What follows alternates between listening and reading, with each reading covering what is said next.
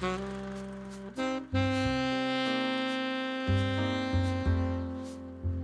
Silver Screen Project.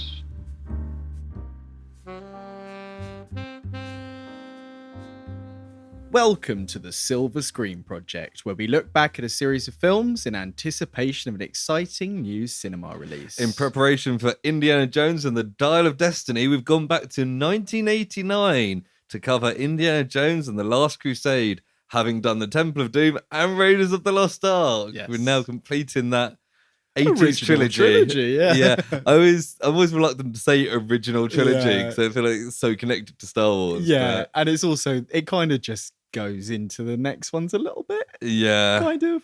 And the middle one that we just covered isn't really chronologically it's linked like there a as well. prequel, So I but- get that, yeah.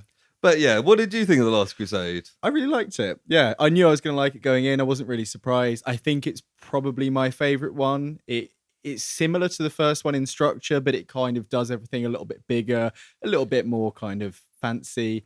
The addition of Henry Jones Sr. is just like, Yeah. you know, chef's kiss. Like, it Yeah. makes everything work, you know. What did you think? Yeah, I think it's great as well. I don't hold it quite as high as Raiders of the Lost Ark, but Yeah.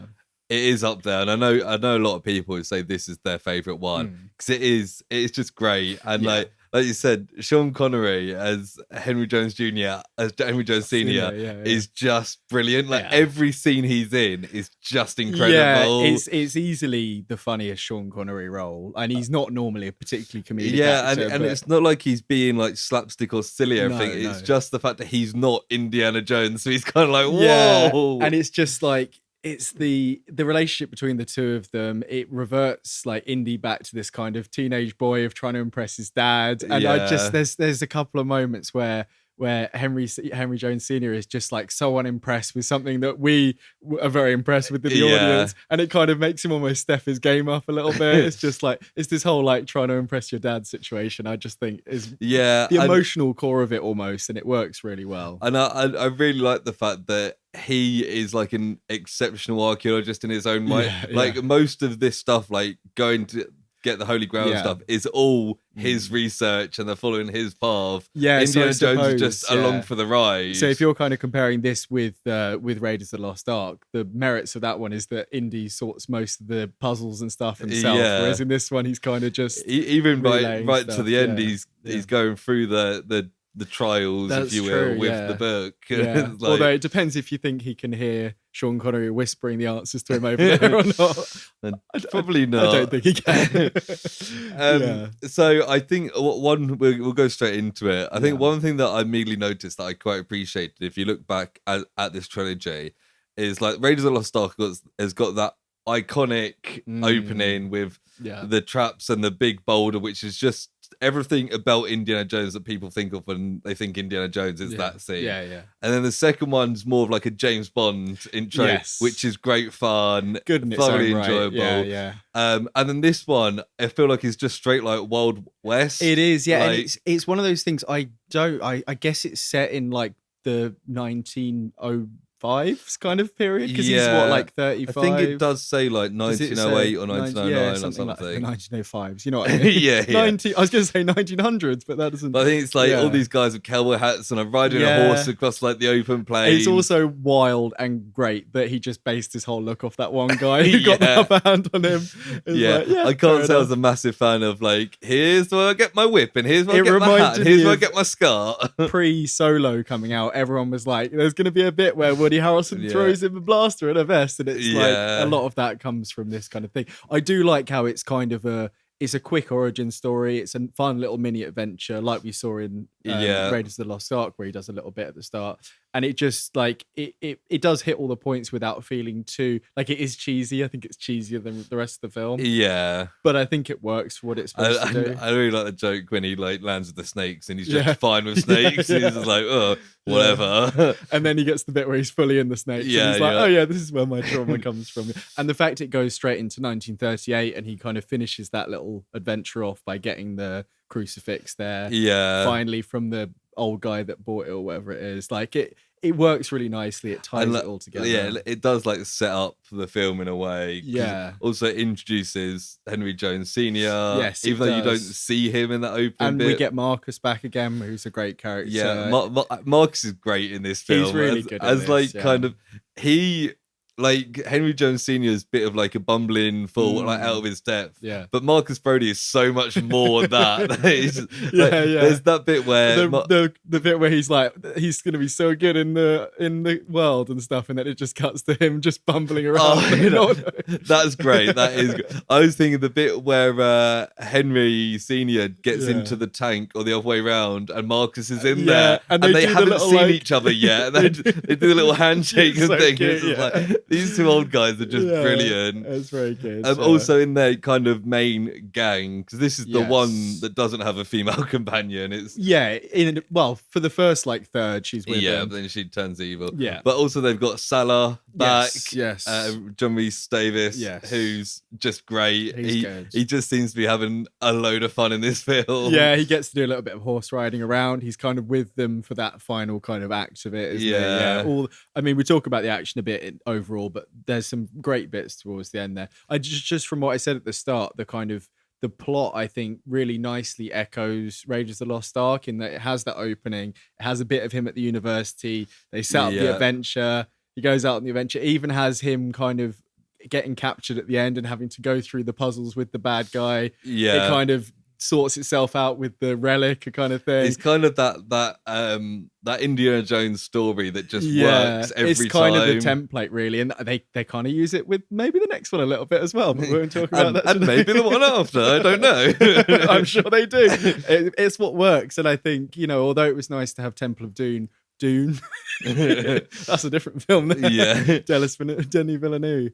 Although it was nice to break the mold with the last one, it just felt like nice and to be safe back to what and we like know. this is what I want. Yeah, I mean, touching a couple of things you said there, Yeah. I always think it's great when you get like a scene of Indy being like a teacher. Yes. Because he's this like action guy who goes and punches people and do stuff, but like show that he's actually also like really intelligent. But it's also and- really funny that like he teaches the class and he's like, I'll be at my office if anyone needs me. And like everyone's there, which is either like he's really popular or he's always going off on adventures so he doesn't do anyone's Yeah. marking. Because I think he's really behind in the marking. Is Yeah, what the they're like, joke is this marking is? And then he climbs out the window and runs off on another adventure. Yeah, it's very funny. Yeah. It kind of builds on what we saw in the first film, doesn't it? Another thing this has that I think this probably does even more so than the others that I think's a classic Indiana Jones element is that mix of like history and supernatural. Yes, It's like, oh, here's this historical artifact. Wait, what? It actually exists. Yes, Yeah. we're gonna find it, and then it's like magical, and you're like, the whole story with the tablet, and that's when Henry Jones Sr. gets involved in the story part of it. And all that. It all just it works really well, doesn't it? Yeah, and like, well, might as well that end bit where he's going through the different challenges is just brilliant. It's really like, cool. I think the scene where he has to do the leap of faith and cross the bridge is like something I remember so clearly from like when I was a kid watching it. And it's just like it's shot so well and like perspective map painting situation, isn't it? Yeah, it's very cool. just and then obviously the bit with the choosing the Holy Grail and it's like it's a carpenter's carp. Yeah. And it's very funny that there is just a crusade night there. Yeah. It works for the thing. I've seen that parodied and things. Yeah, There's a regular show episode that has a I similar saw thing. originally they were going to get Laurence Olivier to play out, but he wasn't very well and he ended up dying the next year. Right. So they couldn't get him, but that would have been like a great proper like classic British actor. Also, that bit is kind of a bit that reminds me of the first one as well. Where you get Julian Glover's face just like decompose and melt. It's like that's very great. cool. Yeah, and I've seen behind the scenes. They did a couple of different things where one of it was like a fast motion thing of like melting something. One where they actually pushed hair out of a dummy thing from behind, and it's all like practical effects. Yeah, it's 1989 or 88 whenever they filmed this. Yeah, Julian Glover's great in this. Probably better than some of the other villains they have because he's more of a And he's a friend turned villain yeah, kind it ties of guy. together nicely because he's the one who sets them on the adventure, and then he's like, "I told you Yeah. not to trust anyone." Also, Elsa is the other kind of semi-villain as well. I mean, she is a villain for most of the film, but she seems to kind of care about the science or the archaeology more. Yeah. But then she has the greed moment at the end. I really like, before she was revealed as being like a Nazi or a Nazi sympathizer at least, there's moments where you just see this like intensity in her eyes, and you're like, there's something wrong with this person. Yeah. Like, there's something evil about her, and nobody can see it apart from Sean Connery, who heard her sleep talking, which is kind of a funny moment. Yeah, where it's kind of funny that they both slept with her. it's really funny where like he says that, and there's just like a really awkward long moment, but he doesn't yet know that Indy's had the same situation with her until the chair moment, which is a very funny introduction to Henry Senior, where they're tied together and they have to do the little fire and everything. That's all very good. There's loads of just like action set pieces, or not even action stuff, just set pieces, like the bit where they first discover the Crusade Night. Where we're in Venice. It's like petroleum tunnels or whatever it is. And the bit where they they discover the night and then just throw him away. It's very funny. and hide under even the thing. before that is a funny payoff to when Indy's teaching his class, and he's like, archaeology is about this, this, and this. And one thing, X never marks the spot. And he climbs up the thing, it's big old X on the floor. And then he's just the bit smashing the floor, and the library guy's doing the thing. It's just like... So, Christina watched this one with me, and she's never really been a huge fan, but that bit really is just really fun. It's just that he looks at the stamp and it like, seems that Indy's not even intentionally timing it. It's just so funny that it works out. But yeah, in terms of actual action, there's the speedboat chase in Venice, which is really fun. Which is great. The bit going between the two big boats. Yeah. Brilliant. And it kind of ends where they're like going up to the propeller, and that kind of reminds me of the propeller bit from Raiders of the first Lost one. Ark. Yeah. There's the motorbike chase with Henry Jones Sr. I like how they set it up. They go to the thing, there's boats, and they're like, not boats again. It's like, well, they've already done a boat chase. So it's like, no, let's do bikes. And that leads into the plane chasing them. And Henry Jones does the seagull trick, which is great, where he knocks the umbrella. Which is and he has that lovely little moment where he's just strutting along the beach, like, "Yep, I can do stuff too." Very good. On Henry, I think his first scene is great as well, because Indy goes into the place to save him, and he hits him over the head with the old vase, and he's like, "Oh, I broke the vase." He's like, "You hit me." He's like, "Why would Nazis be coming in through the window?" And then he's like, "Oh, no, it's fake." It's like and then when they come in, he's like, "Oh, Indy wouldn't be stupid enough to bring the book with him." Yeah. It's just he's kind of, his expectations are slightly higher than what he does half the time, and the other time it's way lower. It's just he can't meet whatever it is the whole time. That castle scene opens with Indy doing the Scottish accent, with they swap the hats over. He's like, "I'm a Scottish count." It's like, I guess his dad's Scottish, so he's learned his accent badly. They bring back a great Indiana Jones thing of when they're traveling and seeing the map in the background, the red line. Very good. Just always iconic to see. All the kind of last scene leading up to the Grail Temple, all the action stuff with the tank, with the horses and everything. It's all just great. It is very similar to some of the scenes in that part of Raiders where they're doing the final action scene before the big puzzle bit. But I feel like in this, it's just turned up to 11. There's some great jumping across. There's the bit where Indy's like stuck down, he's going against the wall, and all the rocks are crumbling in his face. It's like, it's not real rocks, but it's him. You can see he's doing it. Like, it's all... I actually got a bit of trivia about that. There's also the bit where he just like throws a rock inside the gun. And it's also like his dad's in there. Like, that could have really backfired more ways than one. There's so much like fun action. There's lots of chases good. And there's a great bit where they think he's fallen off the cliff, and he just climbs up behind them. Henry Jones having a real heartfelt moment, and he's just looking down, going, "What's going on?" Which I've also seen parodied so many times. It's just like an iconic. Another thing that's actually interesting, after, because he's quite battered after that bit there. When he drinks from the Grail, all his injuries heal, which is quite fun. You can see he's a lot cleaner than he was. And the other bit that I thought was really funny is when they're on the Zeppelin. Yes. And he says to the guy, tickets please, and he's Sin Henry Jones. He punches out the window, he's like, didn't have a ticket. No, and everyone's ticket. like, everyone pulls out their ticket. Like, yeah, I think that's one of my favourite bits. Because they then sit down and have a conversation. I don't think it's one of trivia, but I read that apparently Sean Connery did that entire scene without any trousers on because it was so hot to film that he's just like below the camera, he's just wearing pants. Very good. Yeah. I think we kind of mentioned on the clues going through. Yeah. But I think it's so like well written as like riddles because you've got like the penitent man, yes, the spelling of God's name, yes, and then the leap of faith, and then the knight attacks him, and then you've got to pick the right. It's just a sequence of events that are like a really nice little. That's the thing that are all like religiously based, like they're all in theme. It would make sense if those were the real ones of a temple. The only thing that doesn't really make sense is how it's just a giant temple that no one's found yet. But I guess it's 1938, so nobody's found it yet. Yeah, maybe it's magically like hidden or something. My sister's been there because it's in Petra. Lebanon, and like it's got all that lovely bit outside, but you go in and it's just a huge like empty room, and that's it. Like just one big empty room. There's none of all these. There's no traps there anymore. Yeah, it's because it all fell down when Elsa tried to take it out. Yeah, I do like that bit. The fact that like he's holding Elsa, she desperate to get the cup and falls, and then he's in that position, is desperately trying to reach the cup. Yeah, but he actually listens to his dad. Yeah, that's another thing that this is probably not the first time it's been done, but since then that kind of little act has happened in other things, and like it highlights that father-son relationship because like they have a really fun relationship. There's also elements there that they haven't spoke to each other in years. They don't really see eye to eye.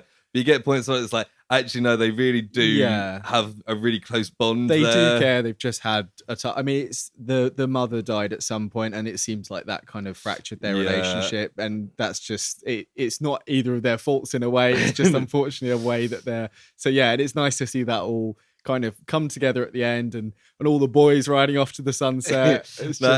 I love as well because that like the credits come up with like the Indiana Jones theme tune, and it just like slowly zooms in on them riding the sunset, and it's just them for like 10 minutes, just riding into the sunset, and it's like I think I went to the toilet or something, come back, and they're still just riding into the sunset, and I was like, wow, it's a great. It's better than just being like a plain black screen with all the credits. Yeah, I've got to say, I think I turned it off before it got to that point, but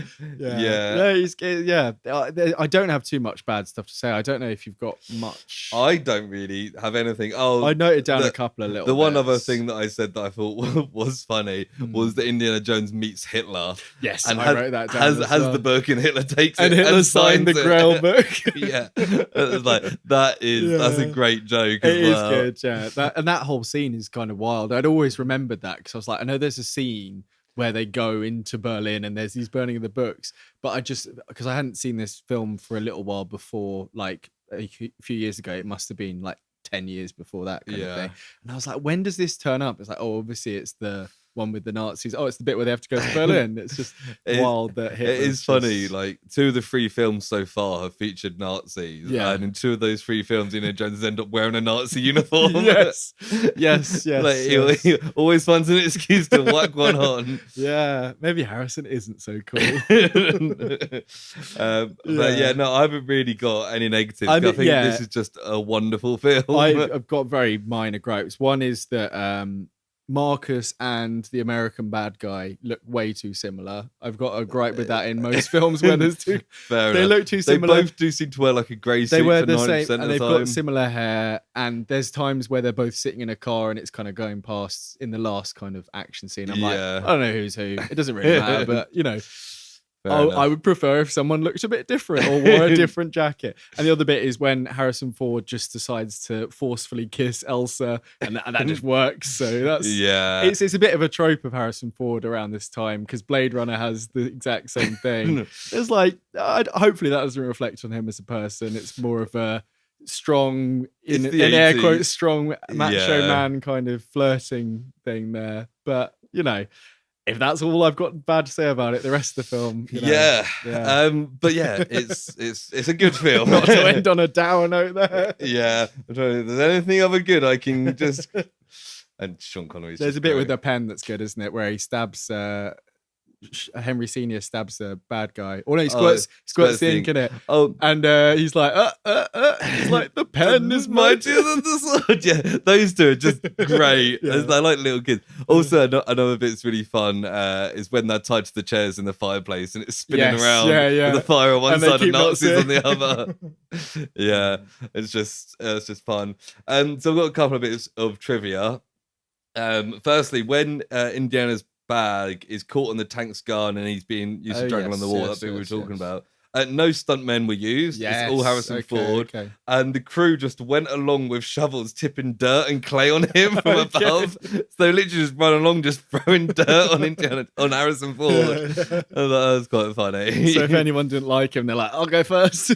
Yeah, there's a weird bit in that scene where he's obviously hanging from his bag and he can't get it off. But then when it kind of comes out, he climbs up.